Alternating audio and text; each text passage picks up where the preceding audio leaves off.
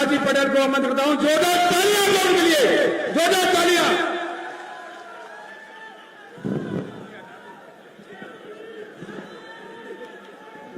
यही खड़े रहोगे।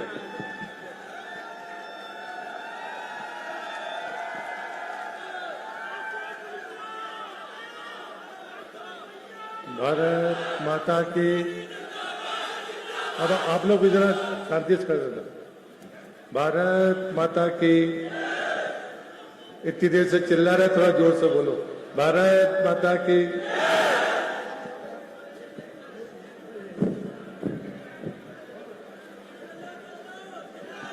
बस यही भाई, ये बीच में बिल्कुल नहीं। या तो नीचे उतर जाओ या शांति रहना। बसई में तीसरी बार आया हूं। आज दतिया उपचुनाव की इस महत्वपूर्ण आम सभा में हम सबका सौभाग्य है कि मध्य प्रदेश के पूर्व मुख्यमंत्री जो सबसे लंबे समय इस प्रदेश के मुखिया रहे हैं और आज केंद्र में कृषि मंत्री हैं, वो इस सभा को संबोधित करेंगे, मुख्य अतिथि हैं। मैं मध्य प्रदेश की तरफ से आदरणीय शिवराज जी का हृदय से स्वागत करता हूं, अभिनंदन करता हूं और आपसे भी चाहता हूं कि तालियां बजाकर आप उनका हृदय से अभिनंदन करें। इस पूरे अभियान में जो हमारे केंद्र बिंदु पार्टी के एक वरिष्ठ कार्यकर्ता है और दतिया इस चुनाव में भारतीय जनता पार्टी के उम्मीदवार हैं, माननीय आशुतोष तिवारी जी को भी मैं अपनी शुभकामनाएं देता हूं और विजय के बारे में आप सबसे भी प्रार्थना करता हूं। इस चुनाव अभियान में लंबे समय से इस क्षेत्र में काम कर रहे मंत्रिपरिषद में मेरे सहयोगी माननीय धर्मेंद्र लोधी जी, वरिष्ठ मंत्री माननीय अदल सिंह कंसाना जी, हमारे राज्य मंत्री गौतम टेटवाल जी, हमारे साथ विधानसभा में हमारे सहयोगी लगातार इस क्षेत्र में काम कर रहे प्रीतम लोधी जी, ग्वालियर से सांसद पूर्व मंत्री माननीय भरत सिंह कुशवाहा जी, संभाग के प्रभारी अभय यादव जी, पार्टी के जिले के अध्यक्ष रघुवीर कुशवाहा जी, मंडल के अध्यक्ष पीताराम लोधी जी, मेरे मित्र और मेरे पुराने सहयोगी श्री महेश लोधी जी, पार्टी के वरिष्ठ नेता सुरेश गुप्ता जी, अन्य मंचस्थ सभी नेतागण और यहां पर बसई और आसपास के क्षेत्र से आए हुए आदरणीय बुजुर्गों को और मातृशक्ति को मैं प्रणाम करता हूं। नौजवान मित्रों को नमस्कार। मित्रों, महेश जी कह रहे थे कि आवाज इतनी जोर से लगाओ कि भोपाल पहुंच जाए और मेरी प्रार्थना है कि आवाज लगाने की जरूरत नहीं है। आप तो आशुतोष जी को भोपाल पहुंचा दो तो अपने आप आपकी आवाज भोपाल पहुंच जाएगी। मित्रों, ये चुनाव, ये उपचुनाव है। इसकी जीत हार से सरकार नहीं बदलनी है, लेकिन आप भाग्यशाली है कि आपको 5 साल में 2 बार वोट डालने का मौका मिल रहा है। पिछले बार भी मैं बसई में भाषण करने के लिए आया था, लेकिन उसके बाद जो परिणाम निकला, मेरी पार्टी ने और मेरी सरकार ने उस पर नाराजगी व्यक्त नहीं की। हमने अपना काम ईमानदारी के साथ किया, हमने जनादेश का सम्मान किया, लेकिन 2.5 साल के भीतर फिर से दतिया के लोगों को एक बार वोट डालने का मौका मिला है। मैं आपसे प्रार्थना करने के लिए आया हूं, इस मौके को छोड़िए मत। जैसे नदी में पानी एक दिशा में बहता है, हवा एक प्रकार से चलती है, उस धारा के साथ आपको चलने का निवेदन करने के लिए मैं आया हूं। और वो धारा है विकास की।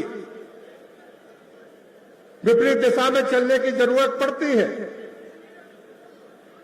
और वो आपने पिछले चुनाव में किया। उसके पहले जब मैं बसई आया था, तब मैं न्याय का प्रतिकार करने के लिए आया था। मैं आज भी बसई के लोगों को वचन देता हूं, हम भेदभाव करने वाले लोग नहीं हैं। मैं ये भी आपसे आग्रह करता हूं कि अन्याय के खिलाफ कभी घुटने मत टेकना। ये बात मैंने पहले भी कही थी, आज भी मैं इस मंच के साथ कहना चाहता हूं। लेकिन कहीं ना कहीं हमें आत्मावलोकन करना पड़ेगा। हम छोटी छोटी बातों को लेकर कई क्षेत्र का बड़ा नुकसान तो नहीं कर रहे। हम अतीत को ना देखें, हम वर्तमान को देखें। मैं एक और उदाहरण देना चाहता हूं। रहा सवाल भारतीय जनता पार्टी का, मैं इस प्रदेश का ग्रामीण विकास और पंचायत मंत्री हूं। यहां पर कांग्रेस का विधायक था, लेकिन उसके बावजूद भी यहां जिला कितने वर्षों से बना हुआ है, लेकिन यहां जिला पंचायत का सरकारी भवन नहीं था, वो मैंने देने का काम किया। यहां जनपद भवन नहीं था, उसको मैंने देने का काम किया। अगर मैं जिले की बात करूं तो जो सामुदायिक भवन है, जो पंचायत भवन है, जो अटल जी की जन्म शताब्दी पर बनाए गए, मैंने भेदभाव नहीं किया।